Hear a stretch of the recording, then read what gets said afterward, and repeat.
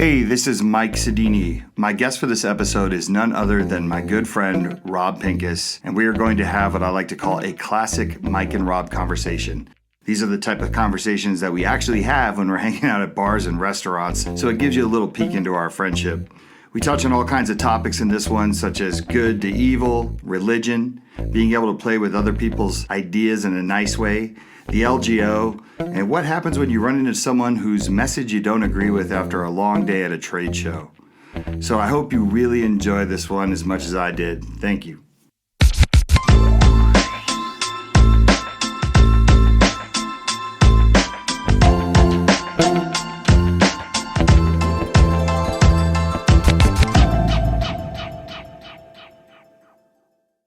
This idea of evil, you had a great post through WTTA on the idea of evil as a concept, and how what I got out of it was how we're misjoining evil and mental illness sometimes in the discourse, or maybe not we are, but people are. We as a human being species, we are sometimes just replacing an evil act with an act by somebody who was mentally ill and moving on. What were you getting at, and what drove you to make that post? Well, just the original concept of WTTA was about the misunderstandings of both the mental health side of things and also the firearms side of things, right? The stigmas that are placed on both. To make sense of something, I think a lot of people always say, when it comes to a mass shooting, well, that person is mentally ill, or the mental health community failed us again, right? And then on the flip side, you get the people that say it's the gun's fault. The gun is evil, right? It's an evil tool that we need to get rid of. So that's where, when it comes to people saying that it's a mental health problem, I disagree with that, especially if you look. I think it's a very blanketed statement that is dangerous because it adds to the stigma. It piles onto that stigma. Obviously, something is wrong if someone will take the lives of other human beings, random acts of violence and everything like that. But there's so many variables that go on top of that, or could contribute to that, should I say. For example, anger management, impulse control. Obviously, where drugs and alcohol part of the equation. There's sometimes the perfect storm of certain things. I mean, that's why I'm a big believer in there's no future indicator of violence, that could predict that outcome. It's only previous violence. That's just my thought process on it is we can't just make sense of something by just labeling it one thing to try to find a solution for the future. Well, especially when that label is broad, right? So what I've said is, evil as a concept, I've used the word, like I say, evil exists. You may be visited by that evil, so you need to be prepared to deal with that evil on your own, right? Because when I use that, what I'm trying to get people to understand is that some of this isn't predictable. Right? You can do everything in the world to try to avoid being a victim, and good security, and you carry a gun, and you're aware, and you sit with your back to the wall, whatever. Somebody might show up meaning to do harm to you and or those you care about, and to blanket that conceptually as evil in order just to simply get people to acknowledge that this bad thing could happen, and that there's nothing you can do to prevent the possibility or predict necessarily the time it's going to show up. You may as well be prepared for it. So for decades, I've used that approach, right? And for at least a decade, I've used that specific verbiage, right? And I think when I've used the word evil, I'm talking about like this concept that is, beyond an objective definition, right? So maybe it's a religious definition, it's a social, cultural definition of just these things that are bad, right? And I've definitely advocated responsibility or even interest at some levels of dealing with where that comes from, and just saying it could happen. Like, no matter how far ahead of the curve, no matter how far before stage 4, how far upriver, whatever terminology you want to use, still, and it could be a rabid dog, right? So, I mean, it doesn't have to be a human being that wants to hurt me personally. But that's a variable, right? So like, there's these things that are out there that could theoretically be controlled by somebody else, and that somebody else, in the case of now Come Walk Talk America, that somebody else is the mental health profession. So I understand this idea where in a modern parlance, right, and in a more secular, less religious, less spiritual parlance, we're saying mental illness is the problem. But mental illness is really a definable thing. Evil is a concept. mental illness is a definable, diagnosable thing, and it's something that is incredibly varied.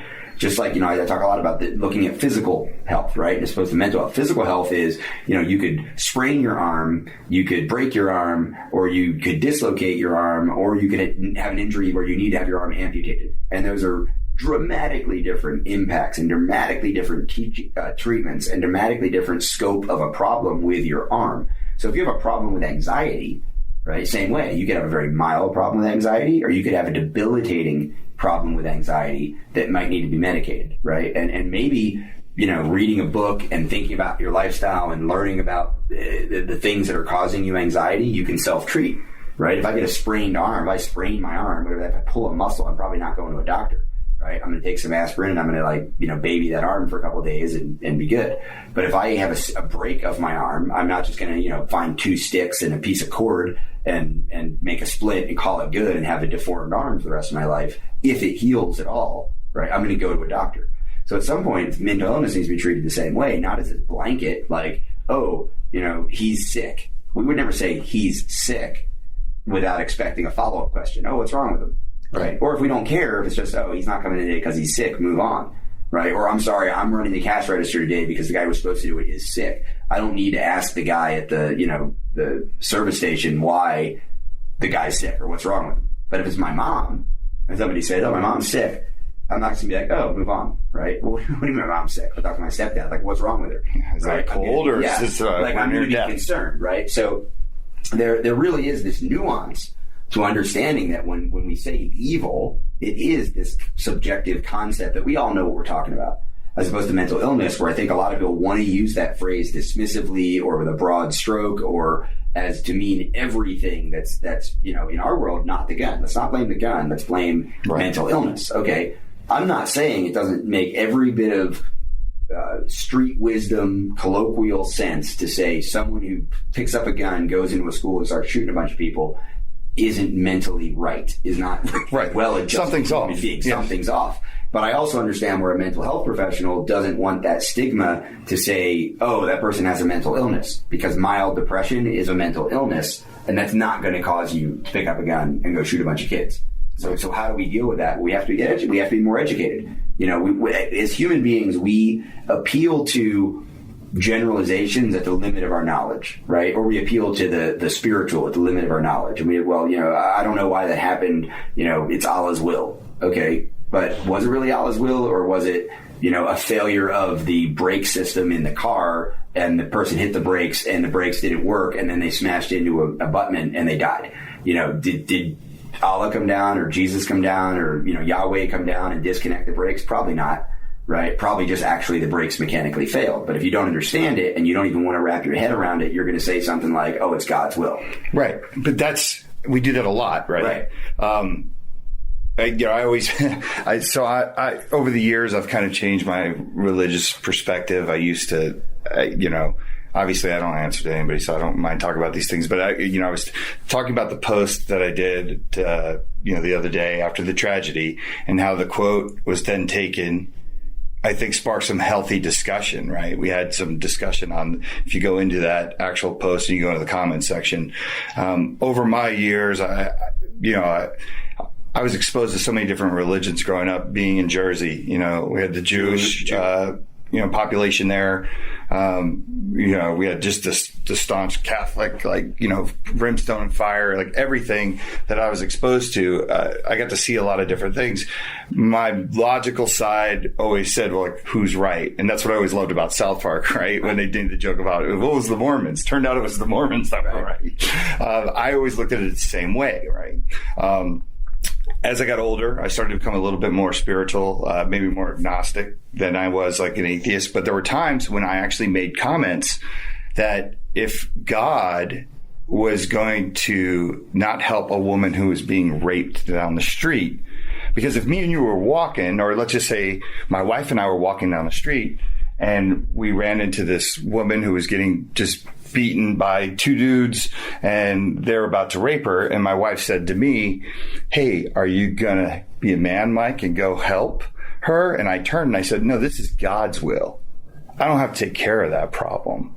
That means I don't really want to be around a guy like God. I mean, that's just my personal opinion. I agree, right. Agreed, right. And when that's the whole thing is this abdication of responsibility and sometimes the responsibility to go learn, sometimes the responsibility to go figure it out, find out why that car crashed, right? Or the responsibility to get involved in something, right? Like, I think that is a huge comfort blanket that people wrap themselves in. Absolutely. And it's something that I dismiss, outright as legitimate and don't have any problem saying. I've said it for decades, right? And if it's personal and if it's in your brain and it's something that makes you feel better and it's the way you get through life, great. But the minute that you are letting your belief system or your principle structure affect you're not making Earth better or you're not helping, right? So if there's a supreme being anywhere that's, up, down, left, right, inside of all of us, inside that rock, whatever it is, that has the power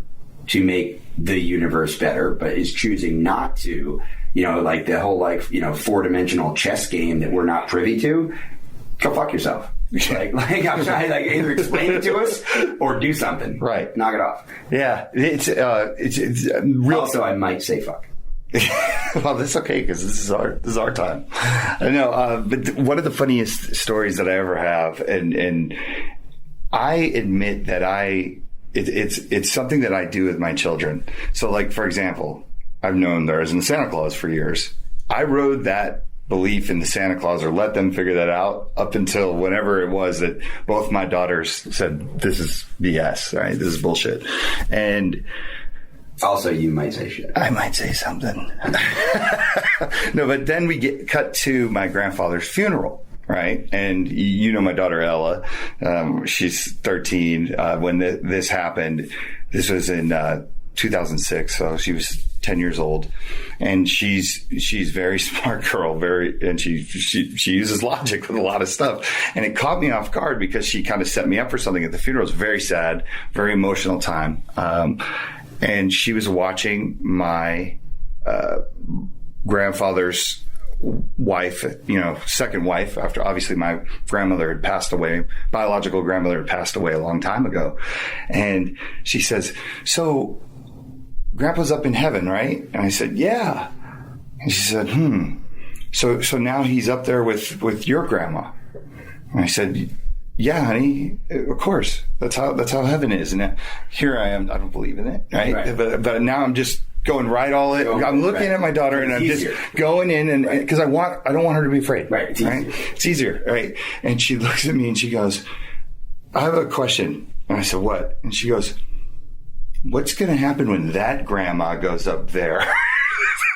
And you immediately it got awkward. It got awkward. Google it. I said, some people have open relationships. Right. I went right into the bullshit zone. I go, "No, here's the deal about that. It's not really how it works. It's like energy and these happy spirits and everyone's like, rewind.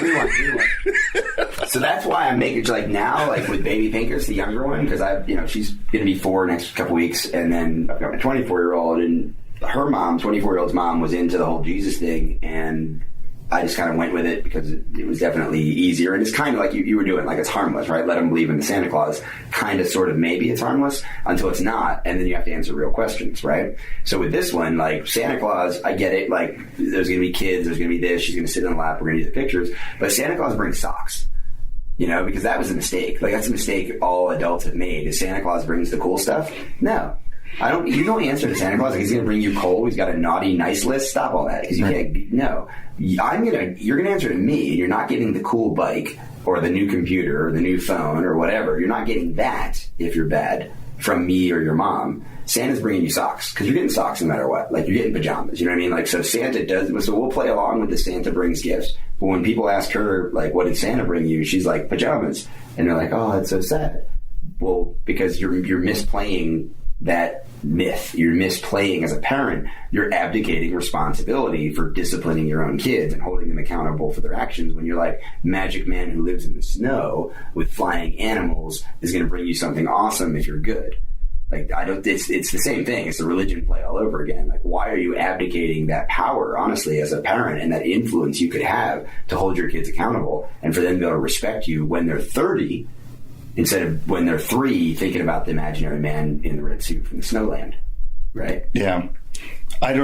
For me, I love that concept. I do. It makes me feel safe. Concept of special man in the snow. Special man in the snow. I mean, I get why people need it. I get why people need faith. I get why people listen. The best conversations I've ever had, some of the funniest conversations that I've ever had, are with my super religious friends, because we have been able to have those conversations, and that's stuff that gets emotional to people, right? They get. But is it best or funniest?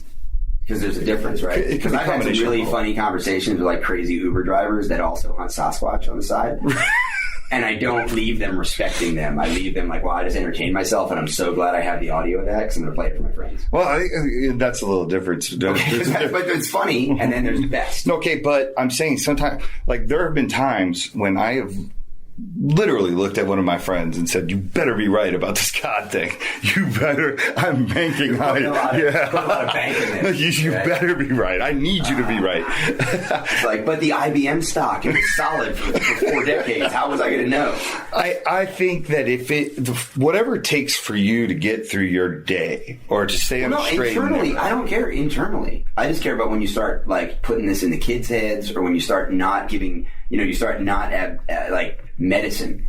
Like, no, if it's meant to be, it's meant to be. Like, I'm not going to give my kid medicine because, if Jesus wants my kid not to have a fever, then Jesus is going to come down and put some kind of metaphorical, ice wrap around it. Yeah, I think that's my opinion on that is a very dangerous thing. I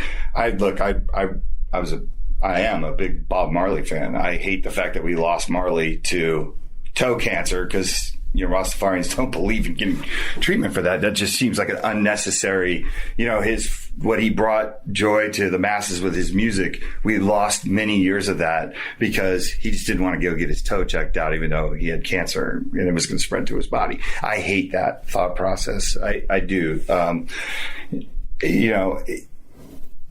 Religion, though, is a little different than not vaccinating your kids, right? Our minority. Not if you're using religion as the basis. So what I'm saying is these non-objective, non-critically thought-powered, non-grounded in real experiences that you can quantify opinions or thoughts or beliefs that have ramifications in the real world. That's what I'm concerned about, right? The guy who's anti-abortion so much that he shoots abortion doctors with a rifle. Right? The guy who bombs abortion centers because Jesus wants him to. Mm-hmm. That's what I'm concerned about. If he just wants to sit at home and say, like, I don't believe in abortion, it's my spiritual faith. You do what you want to do. You do what your thing. But I'm telling you, and I'm advocating for, maybe you want to read this book, believe this way, come pray with me, whatever. But don't punch the guy in the face because your made up belief wants you to. Right. And likewise on the flip side, right? Like, don't discredit someone's. Yeah, I'm not going to go punch somebody in the face because they want to spend Sunday, kneeling and chanting. Go do it, cool, right? But if you after you kneel and chant, you then want to go punch abortion doctors in the face, like, there's a problem, right? And that's the division in this country and the rah like echo chamber thing that we're doing now. Like that's and so like bringing it back. So let's say somebody has a actual mental illness. Mm-hmm. And they've fallen into, some cult that says this thing is really bad, and the supreme being that really cares about you thinks this thing is really, really bad, and those people are really, really evil. And as you might note in this book that was written a long time ago, and it's been translated like 700 times and mistranslated and misquoted and, selectively edited, and here the guy that you really like and that you want to like you, he actually dropped firebombs from the sky, from whatever, onto a whole city because they were doing bad things, and that these people are doing those bad things. So, make whatever you want of that. Go with God. And you walk out of the room, and the person who doesn't know how to deal with that information or isn't well adjusted for interacting with other human beings decides, well, okay, I guess I should go maybe burn that place down because that's kind of like firebombs from the sky from the Magic Man, and I'm doing God's will. So so this is funny to think about because I think about Cindy Lewis. She's running around our house and being this independent little girl that she is, and does she get a chance to have a little fun? Or do you, like, if she says something like Santa Claus is coming, are you like Cindy Lou? Socks you want? I bet you get ready for pajamas. Like, no, footies or not footies.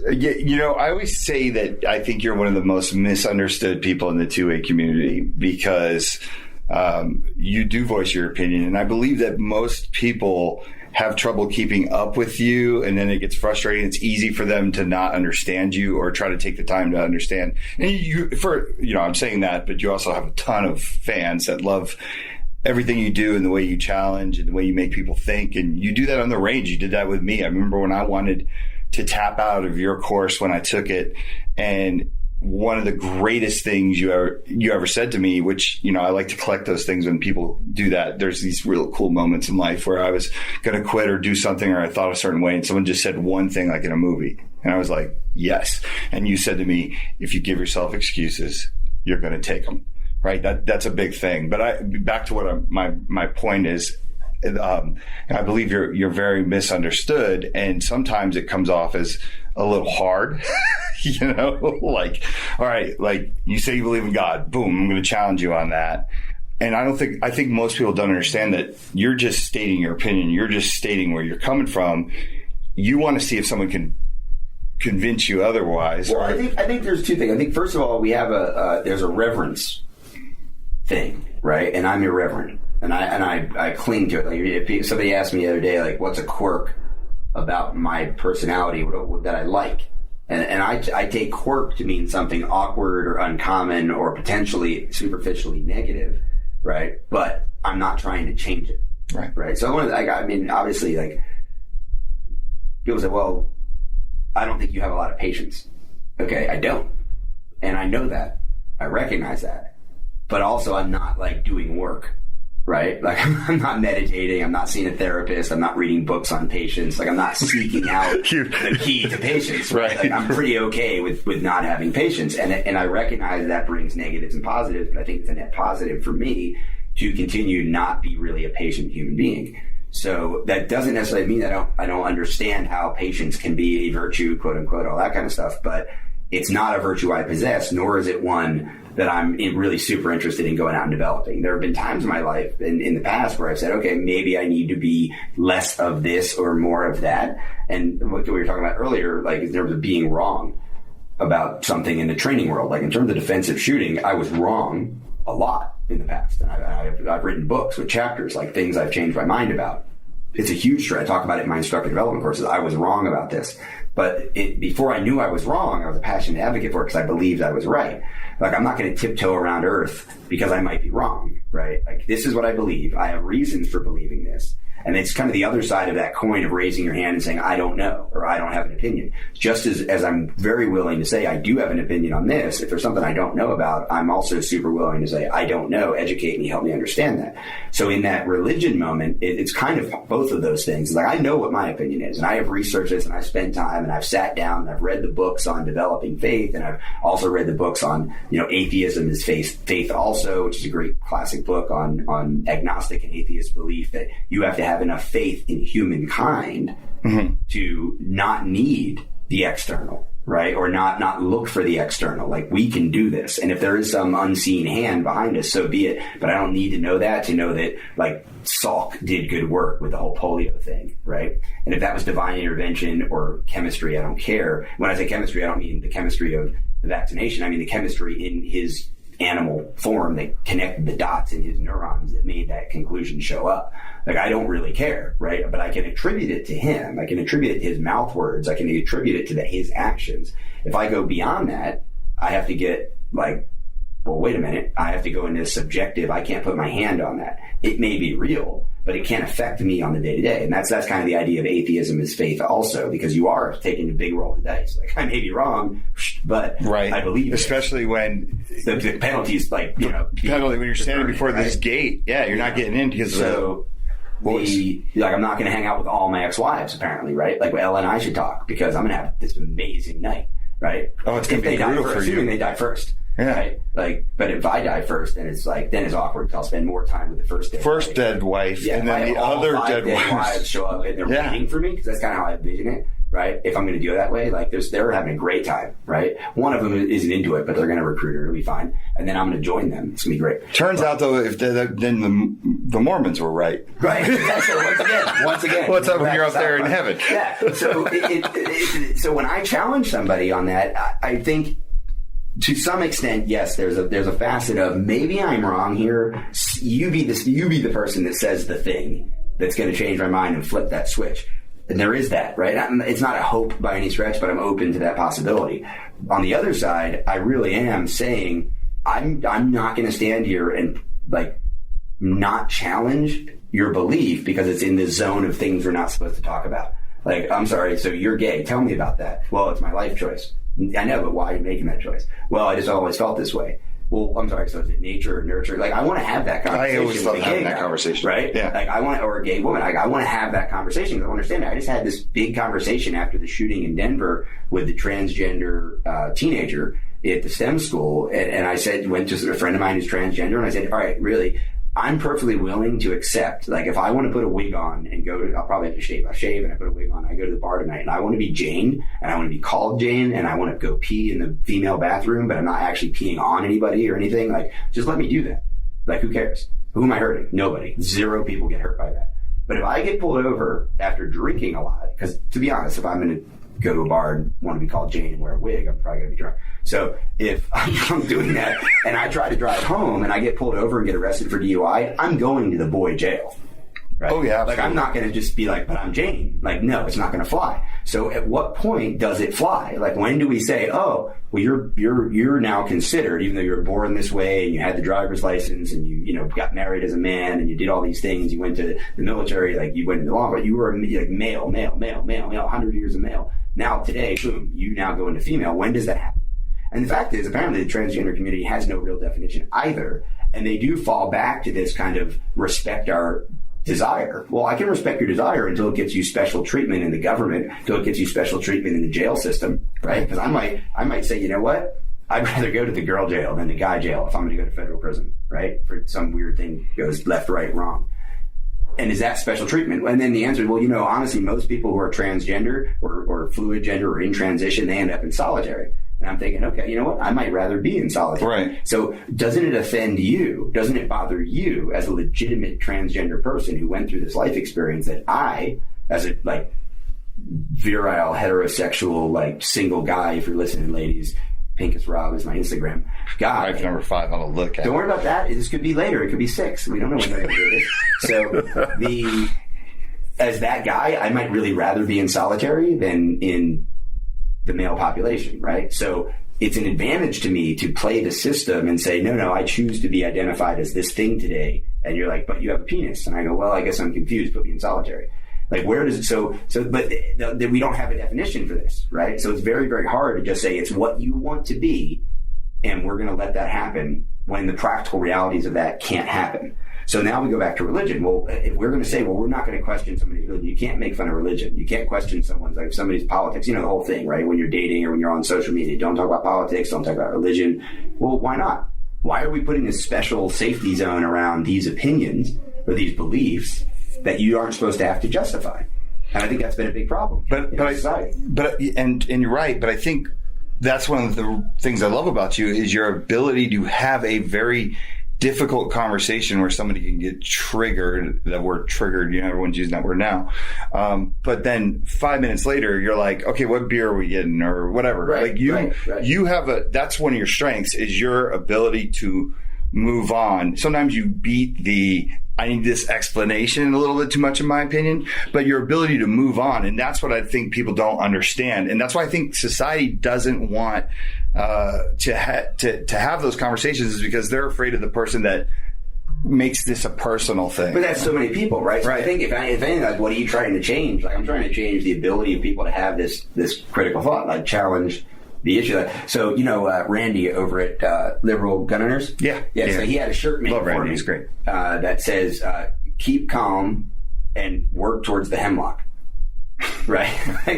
like he's like, you go ahead, Rob. You just keep asking those questions. Eventually, society is going to literally kill you. They're going to put you to death for constantly challenging the assumptions or the status quo, right? And that is funny but it's also kind of really what I do, right? Like I want to challenge those boundaries because I think they're bullshit. They're safety zones. I'm gonna express an opinion that I know you'll never challenge.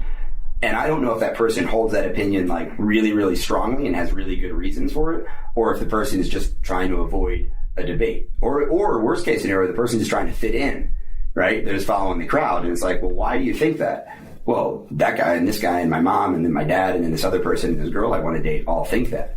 You know, it reminds me of Adam Sandler with the guys. Remember they're playing basketball, and he's like, "Hey, I'm thinking about joining a cult." You know? He's like, yeah. What do you mean you're going to join a cult? There's a girl I want to meet. You know? Well, maybe she's got a friend. You know, and it's like, boy, you can't just go join a cult because there's a girl you want to meet. Like, come on. Well, but that's one of the things that I always look about relationships, right? Because you ever want to see someone flip on a belief? Right, throw a hot dude in the mix. Throw a hot dude in the mix. You know how many girls are like, you're now pro-gun?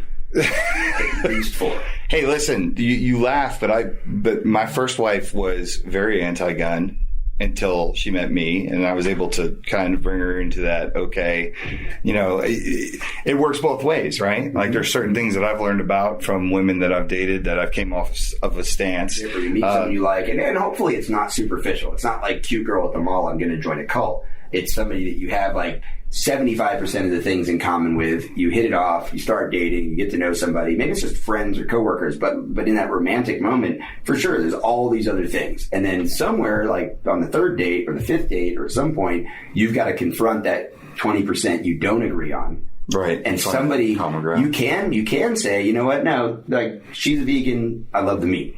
But maybe you're going to say, well, here's the advantage of being a carnivore. And she's going to click. It's going to click with her. Or she's going to say, no, here's the advantages of having a meat-free diet. And you're going to say, okay, I'm going to become a vegetarian. I can't go with the no leather seats in my car thing, but I'll become a vegetarian. Or maybe you're going to go all the way, or maybe it will just be uncommon ground.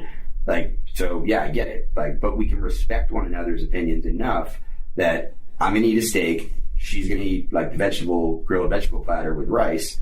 And we're going to drive home in my car that has leather seats or her car that has like synthetic seats that are water repellent or whatever. I don't know. Yeah, I always appreciate couples that have found that out. They have figured that out, right? Like one is like a Trump person, the other one is completely liberal, and they're together, and they find a way to play with each other's ideas in a nice way, right? Like I love that. I absolutely think that's important because you can have difference of opinions. I think you can, and if you can have healthy discussion or just see where you disagree, I think that's good. I want to tell a story though. I think it's really funny about NRA 2 years ago. Do you remember what I was talking about? What I'm talking about with the really old decorated war guy? Yeah, that was awesome. And I don't agree to disagree. Like, I want to have a conversation. Right. Okay. So this is the difference between us, right? So it was late in the day. It was late in the day at the end of the show, and I think it was Brad, who was the original engineer on Avidity Arms. You and me, we're just sitting at the table, or maybe it was Raphael. I don't know. Somebody was there. Maybe Raphael had gone at that point. But well, it was near the end of the day. It was near the end of the day. He had definitely left already. This older gentleman, decorated, obviously military, like VFW hat. Yeah, all in, right? The typical, what I would say is the stereotypical look of the 2A guy. Right, like the former military. Yeah, 2A guy. Like looks like an octogenarian. He might shoot you if you're on his lawn. I don't know. He might.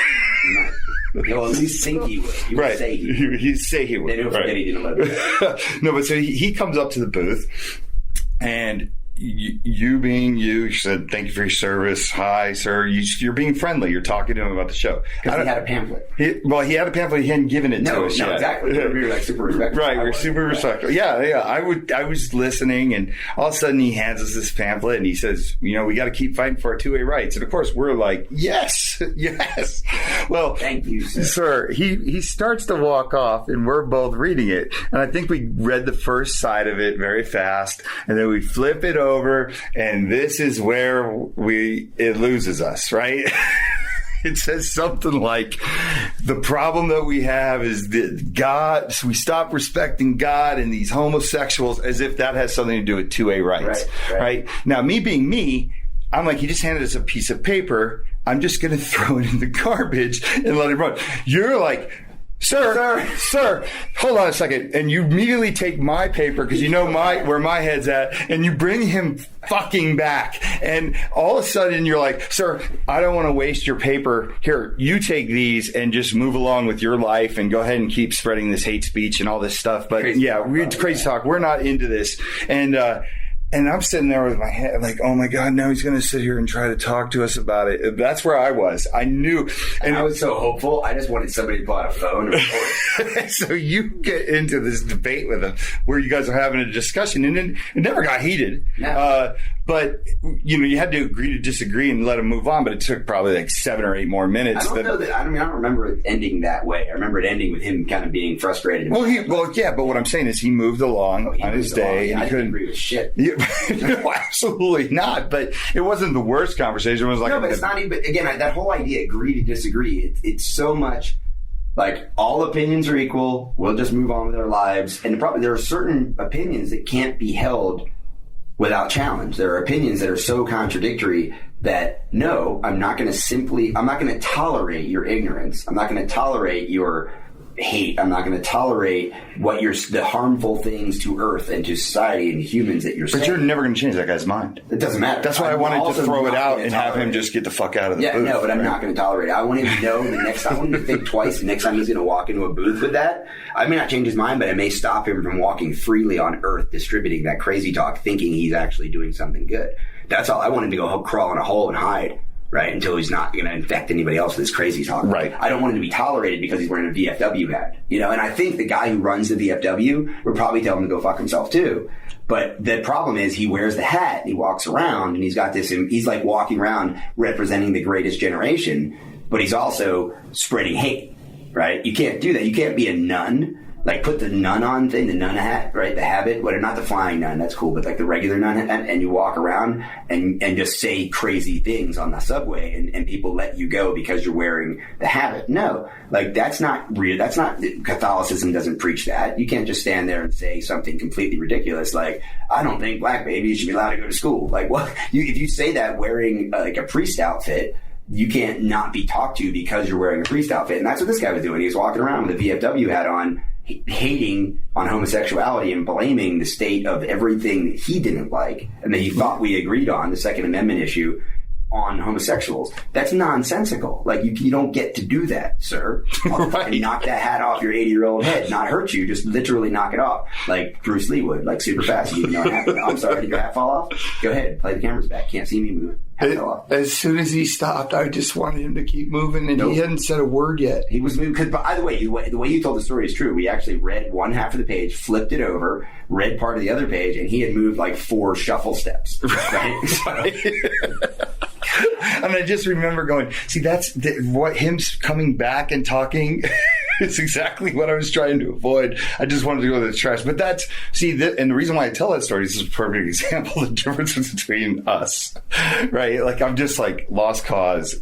That guy, no way. But maybe he got in his way for the next time around, or maybe he found a booth that would have and kind of gone into the echo chamber. Like, I kind of want that too, right? Like Gun Owners of America, perfect example. Like, they want to give an award to the woman who banned Muslims from her range. So right away, Gun Owners of America reveals themselves as bigots, as divisive, as hateful, as meaningless, as irrelevant, as people that don't represent American gun owners or what I think responsible gun ownership of the Second Amendment is about. I don't think our country is about that. Like, you're already wrong. I want you to raise your hand and own that opinion. I'm going to make you own that, or walk it back and say, no. What we meant was her intent, but she expressed it wrong. Of course, we would never want to see that happen. And then the 100,000 people that all liked your post when you wanted to give her the award, hold them accountable. Like, hey, 100,000 people, by the way, we hope you didn't think we meant, because if you supported that, you're the problem, right? That's what I want to happen. But that's not going to happen. But I'm not going to sit by and not try to make it happen. No, and it makes sense. Ridiculous. It makes sense. I was, when I being in this industry so long, and then doing the Walk the Talk America thing, there's so many different organizations, so many different groups that have come forward to say, hey, I love what Walk Talk America is all about, and I want to support you. And going back to Randy and the liberal gun owners, right? for me, it was never a question of whether or not I was going to repost something or wear their t-shirt or anything like that. Like, I'm not going to play that game. I'm not going to let anybody in the 2A community make me feel like, I'm doing something stupid but when I originally posted the swag pack that they gave me, I was waiting in the comments because I was like, just say, come on, whatever. Yeah. Just say something fucking stupid, man. Right. Just put something in there like liberals can't own guns, right? And so I was pleasantly surprised with most of the people that, I consider I have a relationship with, even the ones that spout some of the crazy talk sometimes. Like I was impressed with their ability to say, hey man, if you're into the 2A community and you're into, your Second Amendment right, you're all right with me. I don't care what you label yourself about. And that was drawing that out, right? Well, part of it is you're a leader, right? So you're an influencer in that way. You make that comment. Now someone has to not only challenge the concept, they also have to challenge you. And so what you're doing there is sort of like what I did with, ancient military guy. In the same way, like you're calling people out. Now you're not doing it personally in the guy's face thinking, okay, I'm not going to waste a bunch of time on one dude, but you're doing it in a global kind of scale, right? With your social media, you're saying, I'm just David Yamane with Gun Culture 2.0. Somebody gave him some static about something and he posted a picture of him wearing, I think it was holding the patch or I think he was wearing the shirt, the liberal gun owner shirt. Like, okay, come at me. Like I'm speaking on earth in favor of people understanding the gun culture. I'm a professor at Wake Forest. I'm a sociologist of note. I've published books. I'm in studies. I'm being invited to speak in the gun community and outside the gun community, and also identify as a liberal gun owner. Go ahead, tell me I'm wrong. Right. What does that even mean? Right? Like, I love that, right? So you're doing it as the ungun gun guy, or Yamane doing it as the professor, academic, sociologist, or Pirelli, who's doing it not even saying he's a gun guy necessarily, but saying I was willing to go into the range and to shoot and to do all this stuff and to entertain the reality and the plausibility of people who don't have any mental illness whatsoever and are super cool, good people that have a different perspective on firearms than I do, as being good people and humans who can be trusted on earth with this tool, the same way I trust somebody with a butcher knife or a car to not run me over, to not stab me. Let me go talk to these people and understand it. And now, as an educated person from the mental health side, let me also now try to help other mental health professionals get a glimpse into what gun ownership is about, and also in his book, I love the way he puts in the piece about mental health. So he goes in a very superficial level about guns for mental health people and a superficial level about mental health for gun people, and gets people together on these concepts, just hopefully by causing the conversation. Yeah. It's I just grabbed the book right here. It's become my Bible, as you can see, like all the highlighted, earmarked. There's so much information in here that anybody that hears this, I would say, the Behavioral Science of Firearms is an awesome book to have. Just even if you're not reading it, as a reference piece. Right. It's kind of, you're probably not going to sit down and read, 9 billion pages. But as a reference piece, and it was like the gun people are going to skip over let me tell you about the difference between a revolver and a semi-auto. I bet the mental health people are skipping over the anti-personality disorder, chapter 2, right? Absolutely. So that's why I love it as a reference, kind of bring everybody on the same page. So we started off talking about this post you made about evil and how we can't just replace the word evil or the concept of evil with people who are mentally ill. We can't just replace the appeal to good versus evil as the appeal versus mental health and mental illness. And much less, just like you wouldn't blame, religion for the existence of evil, although the concept of evil was powered by religious studies, religious conversation, religious principles. You can't blame mental health professionals for the existence of mental illness, right? They're trying to deal with it and they're identifying the issues, and we really need to partner with them and not just blame them any more than they blame us with guns. And I think we obviously went off on a few tangents, but a lot of these tangents have everything to do with the conversations that need to happen. Right. I think the more we talk, the more tangents we're going to go on, buddy. Well, that's what we do. The ADD thing is strong. It's huge, but at the end of the day, I think and this is part of the deal, right? It's easy to isolate something and talk about it in some kind of white tower, distant or distanced capacity. But at the end of the day, we have to apply. We have to apply these principles. We have to apply these concepts to our everyday life. And we have to be able to help if people are coming to us, whether it's WTTA, Personal Defense Network, Mike or Rob or whoever, they have Set for Wellness, Mental Health America. If you're going to come to us and ask us for ideas or to define things or to help you understand something, if there's no practical application, and that's what the tangent is, that's okay. But what if? How do I apply this to my kid? How do I apply this to my brother? How do I apply this to this thing I saw on the news? If you can't apply it, then what's the point? Yeah. Yeah. 100%. I hope we make Earth better with this one. I really do. I think. Yeah. I mean, so, I don't know. We'll leave it on that note. Sounds good.